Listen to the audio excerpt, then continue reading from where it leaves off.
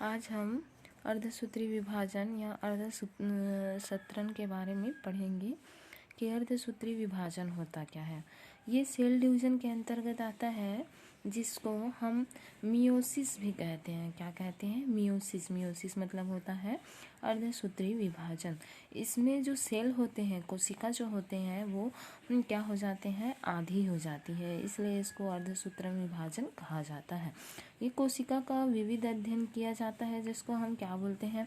कोशिका विज्ञान कहते हैं या कोशिका जैविकी भी कहते हैं, जिसमें ये अलग अलग पेज से होकर गुजरता है। क्या होकर गुजरता है? अलग अलग पेज से होकर गुजरता है, और जिसमें कोशिकाएं जो होती है वो आधा हो जाती है। जैसे मान लिया जाए कोशिका जो है वो 2n है।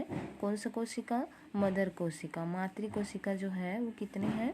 2n है। तो ये आगे जब डिवीजन होता है तो ये n में बढ़ जाते हैं। जब पुत्री कोशिका का निर्माण करता है तो n में डिवाइड हो जाते हैं। तो ये क्या चीज़ होता है?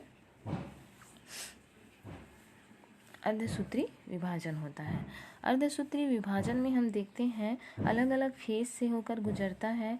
सबसे पहले इंटरफेस आता है, जिसमें सिर्फ धागेनुमा संरचना दिखाई देता है, जो सेंट्रोसोम होता है सेंट्रोसोम के अंदर। उसके बाद ये क्या होता है? धीरे धीरे प्रोफेस में आकर स्पाइंडल शेप बना लेता है। मेटाफेस में आकर ये क्या हो जाते हैं? एक दूसरे से जुड़ जाते हैं। क्रोमैटिन जो धागेनुमा संरचना होती है, इसमें देखो धीरे धीरे एक दूसरे से जुड़ते जा रहे हैं। इसमें पूरी तरह से मेटाफेस में जुड़ जाते हैं। एनाफेस में देखते हैं तो ये क्या हो जाता है? ये डबल हेलिक्स बना लेता है, मतलब ये डीएनए जो होता है द्विकुंडलन हो जाते हैं, जिसमें सिस्टर क्रोमैटिक में अटैच, जितने भी सिस्टर क्रोमैटिक होते हैं वो आपस में अटैच हो जाते हैं। फिर ये क्या हो जाते हैं? दो भागों में बढ़ जाते हैं, जिसको होमोलॉगस। होमोलॉगस मतलब होता है एक होता है, ठीक है। तो ये क्या हो जाते हैं? ये इधर से अलग हो जाते हैं और ये यहाँ से अलग हो जाते हैं। यहाँ से एक लूप लाइक स्ट्रक्चर बनता है ना। ये अलग हो जाते हैं। अलग होने के बाद ये कैसे होते हैं? फिर से ये जो क्या हो जाते हैं? सिंगल बॉन्ड में हो जाते हैं।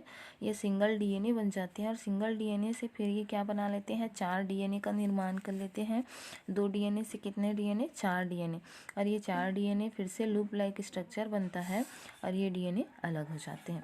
इसमें भी वही होता है कि एक सिंगल डीएनए होता है, और सिंगल डीएनए आगे जाके बढ़ जाता है। 4 डीएनए 3 डीएनए ऐसा बना लेते हैं। बनाने के बाद इसमें लूप लाइक स्ट्रक्चर बनता है। लूप लाइक स्ट्रक्चर बनने के बाद एक क्या बन जाते हैं? डॉटर कोशिका का निर्माण हो जाता है। इस तरह से इसमें निर्मित होता है, ठीक है। आगे हम देखते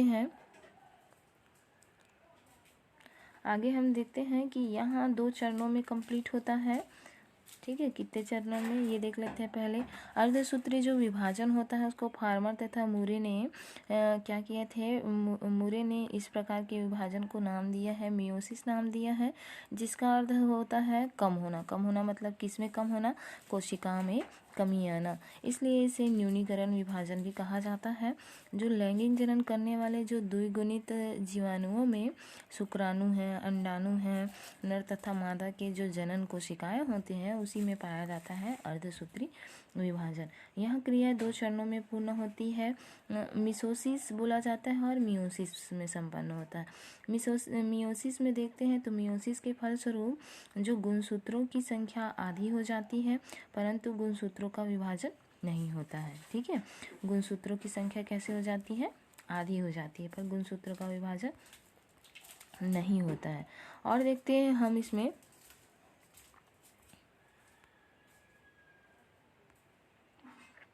तो इसमें एक विशेष प्रकार का कोशिका विभाजन होता है, जो यूकेरियोटिक प्राणियों में लैंगिक जनन के लिए आवश्यक है। कोई एक यूकेरियोटिक प्राणियों में पाया जाता है ना। विशेष प्रकार का विभाजन होता है जो लैंगिक जनन के लिए आवश्यक होता है। ये इंटरफेस देख सकते हैं, धागेनुमा संरचना होता है। फिर ये सिंगल रूप से इस तरह से जुड़ा होता है। फिर ये क्या हो जाते हैं? दोनों डॉटर सेल दो क्रोमैटिन को लेकर अलग हो जाते हैं, और फिर से ये डिवाइड हो जाते हैं और 4 डॉटर सेल्स का निर्माण कर लेते हैं। तो यही है मियोसिस, ठीक है।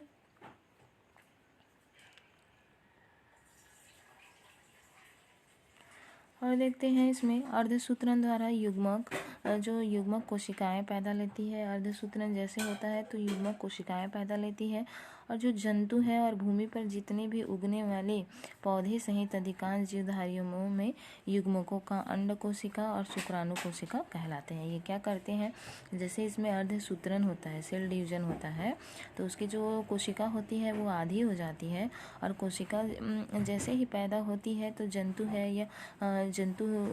है या भूमि पे जितने भी पौधे उगते हैं उन जीवधारियों में क्या बनता है, युग्मक बनता है। तो उन्हीं युग्मक में अंड कोशिका और शुक्राणु कोशिका कहलाते हैं।